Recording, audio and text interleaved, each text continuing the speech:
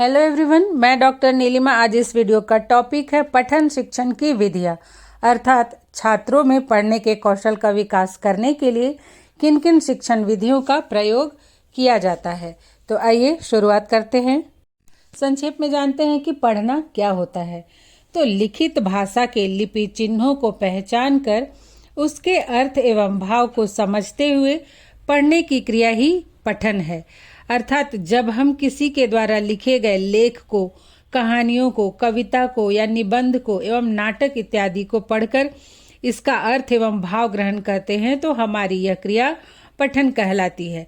जैसे कि आप देखेंगे कि अक्सर घरों में न्यूज़पेपर सुबह सुबह आता है, तो न्यूज़पेपर में जो भी न्यूज़ रहता है वो किसी के द्वारा लिखित ही होता है, तो वो भी एक पठन का बहुत अच्छा उदाहरण है आज के समय में।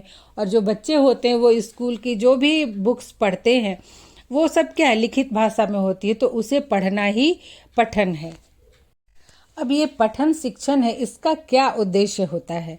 तो इसका उद्देश्य है छात्रों में शुद्ध उच्चारण करने, उचित लय के साथ पढ़ने, उचित स्वर, गति, उचित आरोह अवरोह तथा विराम चिन्हों का ध्यान रखकर पढ़ने की योग्यता विकसित करना। महर्षि पाणिनि ने अच्छे पाठक के निम्नलिखित गुण बताए, अर्थात जो पढ़ना है तो पढ़ना कौशल के हम कह सकते हैं, या फिर जो व्यक्ति पढ़ने में दक्ष हो तो उसके कुछ गुण इस प्रकार से हैं। मधुरता, मतलब पढ़ने में मधुरता होनी चाहिए। नंबर 2 है वर्णों का स्पष्ट उच्चारण, जो भी स्वर वर्ण है, जो भी शब्द बने हैं उनका स्पष्ट उच्चारण होना चाहिए। 3rd है पदों का समुचित विभाजन करके पढ़ना। 4 है धैर्य के साथ पढ़ना, जैसे बहुत जल्दी जल्दी भी नहीं पढ़े, बहुत स्लो भी नहीं पढ़े। और 5th है उचित लय के साथ पढ़ना।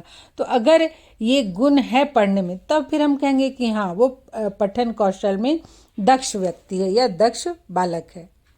छात्रों को पढ़ने के कौशल में दक्ष बनाने के लिए या फिर शुद्ध उच्चारण करके पढ़ने की शिक्षा देने के लिए शिक्षा के विभिन्न स्तरों पर कई विधियों का प्रयोग किया जाता है, जो इस प्रकार से है। नंबर 1 है वर्णमाला विधि, इसे ही अक्षरबोध विधि या प्रणाली भी कहते हैं। नंबर 2 है शब्द विधि।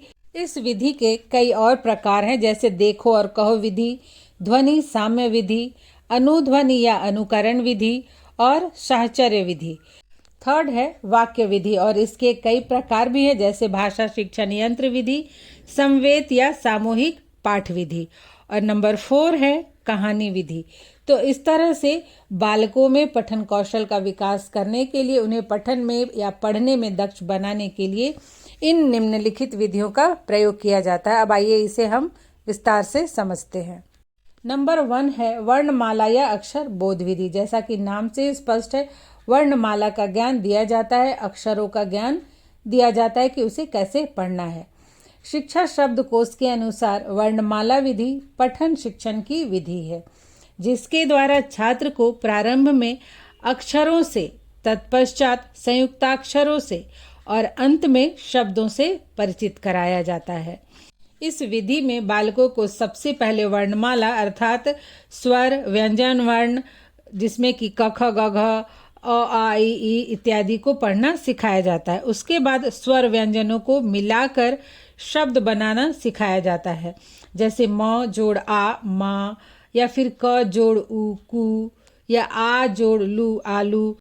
इसके बाद जब बच्चे स्वर व्यंजन को मिलाकर शब्द बनाने लगते हैं, शब्द पढ़ने लगते हैं, इसके बाद वो शब्दों को जोड़कर वाक्य को पढ़ना सीखते हैं, जैसे राम घर चल, रमा इधर आ। तो इसी तरह से बालक धीरे धीरे अभ्यास करते हैं, और वो पहले स्वर व्यंजन वर्ण, उसके बाद शब्द, और तब फिर शब्दों को मिलाकर बड़े बड़े वाक्यों को भी पढ़ना सीख जाते हैं। दूसरी जो विधि है वह है शब्द विधि।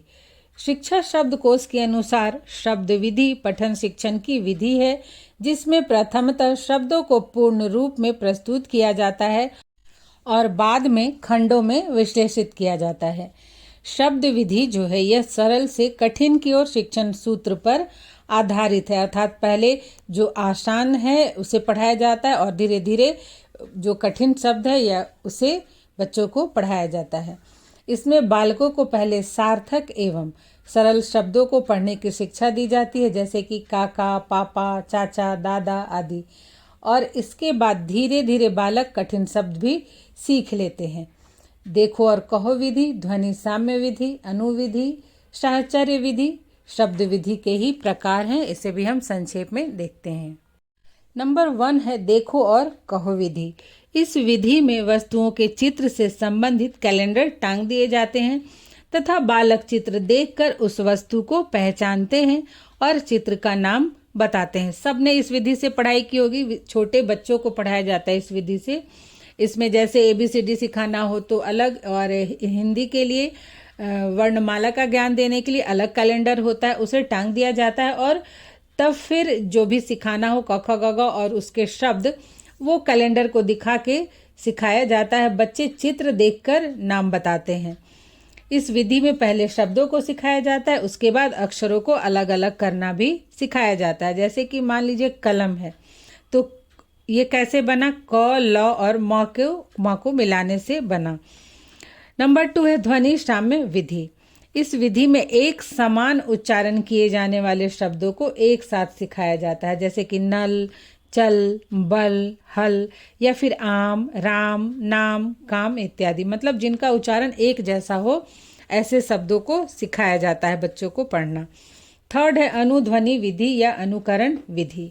तो इस विधि में शिक्षक एक एक शब्द को बोलते हैं तथा बालक उनका अनुकरण करके शब्दों को दोहराते हैं। उसके पश्चात शिक्षक एक एक वाक्य को बोलते हैं और छात्र उनका अनुकरण करके वाक्य को दोहराते हैं। तो इस विधि द्वारा शब्दों को भी बोलना पढ़ना सिखाया जाता है और वाक्य को भी बोलना और पढ़ना सिखाया जाता है। नेक्स्ट है नंबर 4 साहचर्य विधि। इस विधि का आविष्कार मैडम मौर्या मोंटेसरी ने किया था। तो ये जो विधि है, इसमें कुछ वस्तु होते हैं और उन वस्तुओं के नाम लिखे हुए कुछ कार्ड होते हैं। तो इस विधि में वस्तुओं के सामने उनके नाम लिखे हुए कार्ड रख दिए जाते हैं और कार्डों को मिलाकर बालकों को दे दिया जाता है। बालक को उन कार्डों को उचित वस्तुओं के स्थान पर रखने को कहा जाता है। बालक अपनी बुद्धि का प्रयोग करते हैं और कार्डों को वस्तुओं के सामने रखने का प्रयत्न करते हैं। किंतु इस विधि का एक दोष यह है कि इससे कुछ सीमित शब्दों का ही ज्ञान कराया जा सकता है, सभी शब्दों का ज्ञान प्रदान नहीं किया जा सकता है। जैसे कि अब जितने भी चित्र हैं, केवल उतने ही शब्द सीखेंगे बच्चे, बहुत सारे शब्दों का ज्ञान प्राप्त नहीं कर सकते हैं। नंबर 5 है सामूहिक पठन विधि। इस विधि में बालकों को बाल गीत, कविता और संवादों की शिक्षा दी जाती है। छात्र जो होते हैं वो शिक्षक के आदर्श वाचन का अनुकरण करके भाव भंगिमा के साथ एक स्वर में गाते हैं। सभी इससे परिचित हैं। प्ले स्कूल में क्लास 1, 2 वगैरह में भी पूरे एक्सप्रेशन के साथ बच्चों को कविता पहले टीचर बोल के बताते हैं और फिर बच्चे अपने टीचर को देख के उनका अनुकरण करके उसी तरह से कविता को बोलते हैं, एक्सप्रेशन के साथ बोलना सीखते हैं। अब जो तीसरी विधि है, मुख्य विधि, वह है वाक्य विधि। नाम से ही आप जान रहे हैं कि छात्र इस स्तर पर वाक्यों को पढ़ना सीखते हैं।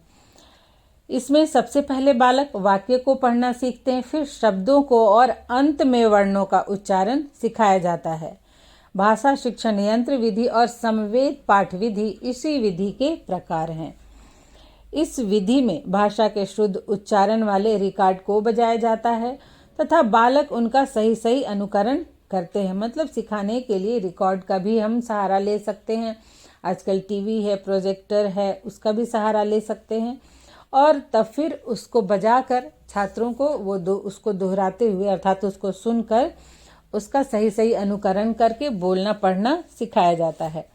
नंबर 2 है समवेत या सामूहिक पाठ विधि। इस विधि के द्वारा छात्रों को बाल गीत और संवादों की शिक्षा दी जाती है। छात्र शिक्षक के आदर्श वाचन का अनुकरण समवेत अर्थात एक साथ एक स्वर में करते हैं। और अंत में है नंबर 4 कहानी विधि। यह विधि वाक्य शिक्षण विधि का ही विकसित रूप है।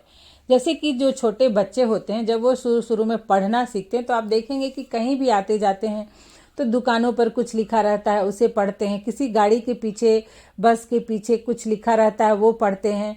या फिर कहीं कुछ पोस्टर लिखा होता है तो वो पढ़ते हैं, क्योंकि वो अभी उन्होंने पढ़ना आरंभ किया है, तो वो हर चीज़ को, चित्र को के नीचे क्या लिखा है ये सब देख के पढ़ने की कोशिश करते रहते हैं। ये ऐसा करने में उन्हें अच्छा लगता है। तो इसका, उनकी इस रुचि का फ़ायदा उठाकर ही इस विधि को विकसित किया गया है कि इस विधि में चित्रों द्वारा बालक को कहानी सुनाई जाती है। चित्र के नीचे बड़े बड़े अक्षरों में कहानी के वाक्य लिख दिए जाते हैं, अर्थात कहानी से संबंधित जो भी पात्र होते हैं वो जो बोल रहे हैं वही लिख दिए जाते हैं, और बालकों को इन कहानियों को पढ़ने का अभ्यास कराया जाता है। यह विधि प्राथमिक स्तर के बालकों के लिए बहुत ही उपयोगी है। सबने कॉमिक्स पढ़ा होगा बचपन में। कॉमिक्स में क्या होता है, चित्र ज़्यादा होते हैं और जो उसके नीचे लिखा हुआ रहता है उनकी बातचीत, वो बड़े बड़े अक्षरों में एक एक दो दो लाइन का लिखा होता है। ये हिंदी में भी होता है, इंग्लिश में भी होता है। तो घर पे भी बच्चों को कॉमिक्स दिया जाता है जिससे उन्हें पढ़ने में रुचि, और विद्यालय में भी लाइब्रेरी में उसी तरह के बुक्स उन्हें प्रोवाइड किए जाते हैं, और बच्चे बड़े ही रुचि से इन बुक को, जो कहानियों से संबंधित बुक्स होते हैं, कॉमिक्स होते हैं, उनको लाते हैं, पढ़ते हैं, और धीरे धीरे उन्हें पढ़ने का अभ्यास होता है और वो पढ़ने के कौशल में दक्ष बनते हैं। तो इस प्रकार से हमने जितनी भी पठन शिक्षण की विधियों की बात की, तो अगर ये सोचे कि कोई भी एक विधि का प्रयोग करके हम छात्रों को पढ़ना सिखा सकते हैं या उन्हें पठन कौशल में दक्ष बनाते हैं, तो ऐसा नहीं हो सकता, क्योंकि ये जो विधियां हैं ये अपने आप में कोई भी विधि पूर्ण नहीं है। शिक्षक को छात्रों को देखते हुए, उनकी आवश्यकता के अनुसार, उनके मानसिक स्तर के अनुसार इन सभी विधियों का प्रयोग करना चाहिए, क्योंकि एक ही विधि से यदि पढ़ना सिखाएंगे तो छात्र भी बोर हो जाएंगे और पढ़ना भी नहीं चाहेंगे। तो जब जैसी आवश्यकता हो, जैसी परिस्थिति हो, उसके अनुसार छात्रों को देखते हुए, उनकी आयु, मानसिक स्तर, उनकी रुचि को, उनका मूड सब देखते हुए जो पठन शिक्षण की विधियां हैं उनका चुनाव करना चाहिए, उनका प्रयोग करना चाहिए। तो इस प्रकार से ये थे पठन शिक्षण की कुछ विधियां। आशा करती हूँ ये आपके लिए हेल्पफुल होंगे। अगर हेल्पफुल हो तो कमेंट करके ज़रूर बताएं, लाइक और शेयर भी करें। आज यहीं तक, मिलते हैं नेक्स्ट वीडियो में। Thanks for watching.